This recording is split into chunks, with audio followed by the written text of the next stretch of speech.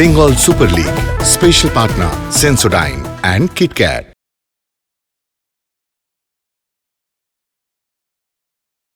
দক্ষিণবঙ্গের স্বাধীনতার পীঠস্থান মেদিনীপুরে রয়েছে আমরা অরবিন্দ স্টেডিয়ামে, ম্যাচ নম্বর 34, যেখানে সংগ্রাম প্রয়োজন এফসি মেদিনীপুরের, কারণ তারা ক্লাইম্ব আপ করতে চাইছে ওপরে। প্রতিপক্ষ নর্থ 24 পারগনাস, যারা এই মুহূর্তে 4 নম্বর পজিশন, এবং তারা চাইবে জায়গাটাকে আরো ধরে রাখতে।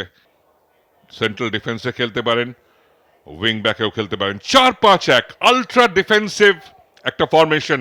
অঙ্কন ভট্টাচার্য অধিনায়ক, উল্টো দিকে সুদীপ দাস, দুজনেই দারুণ দারুণ নজর কাটছেন। লড়াই এবং ট্রাভেলিং সাইড 4-2-3-1 ফরমেশনে গেছেন লাল কমল ভৌমিক।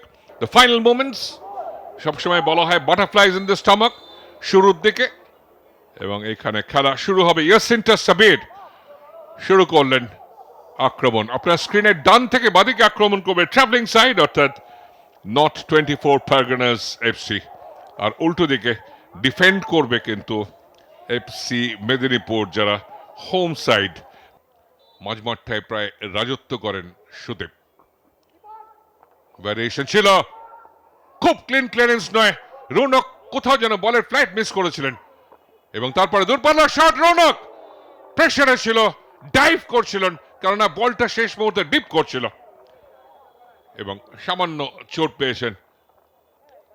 সাগির আহমেদ মোল্লা, দূরপাল্লার শট ছিল, খুব ভালো ক্লিয়ারেন্স ছিল না রৌনকে, এবং তার বুট জালে জড়িয়ে গেছিল। তারপরে বেরিয়ে এসে ডান থেকে ডাইভ করেন। সাগিরের শট ডিপ করছিল, গোলে যেতে পারত। এটা ভালো সেভ হিসেবেই থাকবে কোনো মতে। সাগির আহমেদ মোল্লা, বারবারই কোয়েশ্চেন্স অ্যারাইজ হচ্ছে, প্রশ্ন আসছে, এবং ব্রিলিয়ান্ট ফিনিশ। এগিয়ে গেল এই জায়গায় এফসি মেদিনীপুর। ওয়াটার কনভার্সন, যেটা বারবার বলছিলাম, এইটা কোথাও একটা সংস্কার থাকে। বলে চুমু খেলেন, এবং তারপরে সে কোয়েটারা, আইভরি কোস্টের ফুটবলার, একদম ফ্রি হেডার গোলে পাঠিয়ে দিয়েছেন। এবং রৌনক এবং বাকি ডিফেন্ডাররা কোনোভাবেই এই ক্রসটা বা ফ্ল্যাগ কিকটাকে সামলাতে পারলেন না, এবং এই আল্ট্রা ডিফেন্সিভ ট্যাকটিক্স বিপজ্জনক জায়গায় ফিনিশ আসতে পারে। এবং নর্থ 24 পারগনাস খুব দ্রুতই কিন্তু খেলায় সমতা ফিরিয়ে নিয়ে এসছে। অমিত বসাক একেবারে ফাঁকায়, ডিফেন্স হঠাৎ কোথাও যেন স্ট্যান্ডার্ড দাঁড়িয়ে গেল। 5 মিনিটের মধ্যে কিন্তু রিয়াকশন দেখালো। বলছিলাম যে কখনো লাইং ডাউন মার খায় না নর্থ 24 পারগনাস। এন্টায়ার ডিফেন্সকে এখানটায় বাপন, সায়ন কেউ বলেন নাগাল পায়নি, এবং অমিত আনমার্ক চলে এসে বাঁপায় প্লেস করলেন। তমাল লস্করের কিচ্ছু করার ছিল না, ম্যাচের সমতা ফেরত চলে এসছে, অর্থাৎ ফার্স্ট কোয়ার্টারের মধ্যেই দুটো গোল এসে গেল। কুইন্টানা ভালো ডামি, 1-2, কুইন্টানা ফিনিশ হতে পারে ফার পোস্টে। Brilliant finish. 2-1 এগিয়ে গেল কিন্তু নর্থ 24 পারগনাস, এবং যেভাবে ফিনিশটা হয়েছে, যে ভূমিকায় খেলছিল আজকে 4-2-3-1, এখানে কুইন্টানার সঙ্গে ব্রিলিয়ান্ট একটা ব্যাকহেল, 1-2, এবং Jomon Sanga, what a finish.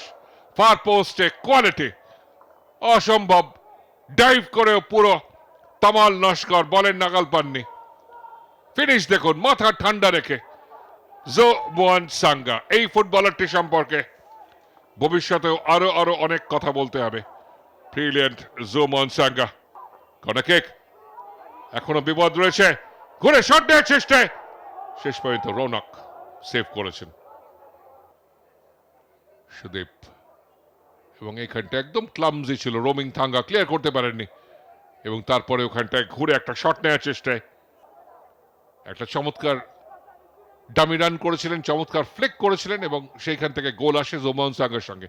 অথজার সরাসরি তমালের দিকে ডিপ করেছে, ফিরতি জায়গায় শট ছিল অফ দ্য রেকোশে। তন্ময় পারলেন না, তমাল পড়ে গেছিলেন, তার মাথার উপর দিয়ে শিপ করতে পারলে, প্লেসমেন্ট করতে পারলে কিন্তু তৃতীয় গোল আসতে পারত নর্থ 24 পারগনাসের।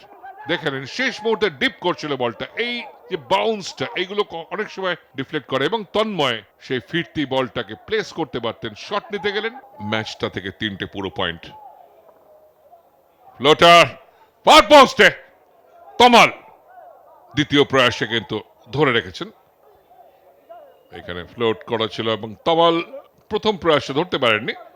আক্রমণ আসছে, কুন্তল ডান দিকে, অপশন আছে, তন্ময় ফিনিশ করবেন, তমাল আরেকবার একদম বডি অন দ্য লাইন এবং হোয়াট আ পাস। তন্ময় একদম ফাঁকা ছিল কিন্তু তমাল পুরো শরীরটা দিয়ে দিল, body on the line. Jomon Sanga ভালো সেট আপ, অটুজার ফিনিশ হবে, আবারও সেই Tamal Laskar. What a save, excellent বলটা বাড়িয়েছিলেন, কোয়ালিটি অফ দ্য বাস অটুজার একদম ক্লিয়ার, কিন্তু এত দ্রুত গোল ছেড়ে বেরিয়ে এসেছিলেন, অ্যাঙ্গেলটাকে ছোট করলেন এবং নাম্বার 10 পজিশনে ফল ব্যাক করেছেন আর্জেন্টাইন অর্থাৎ কুইন্টানা অটুজার। কার্ড বেরোবে নিশ্চিতভাবে এই চ্যালেঞ্জটার জন্য। সাকির আহমেদ মোল্লা রেড কার্ড ডিরেক্ট, দেখে নেব আমরা। সাকির এবং হাতটা চালিয়েছিলেন এবং চোখে নয় ঘাড়ে লেগেছে, কিন্তু সবসময় হাত ব্যবহার করাটা একটা অফেন্স, আন্তর্জাতিক রেফারিরাও সেটা অ্যালাউ করেন না।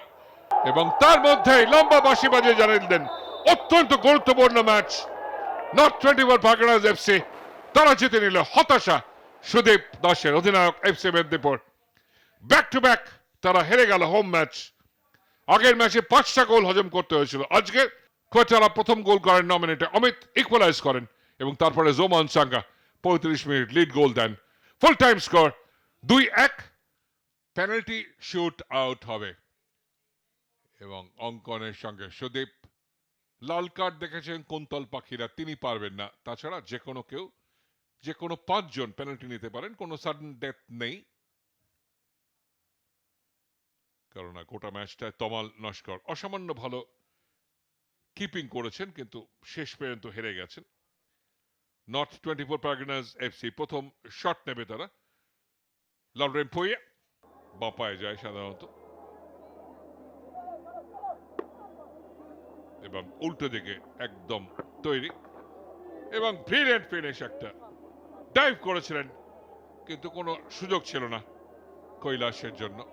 1-0 এফসি মেদিনীপুর অধিনায়ক সুদীপ দাস বলকে চুম্বন করেন।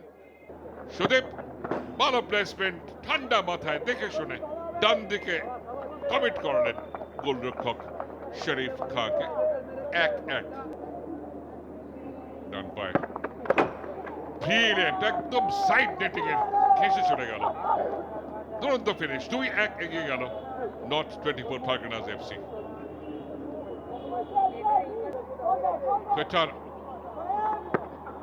ও দেখে শুনে ডান দিকে ডাইভ করলো শরীফ এবং একই জায়গা দিয়ে সে কোয়েটারা ফিনিশ করেছেন।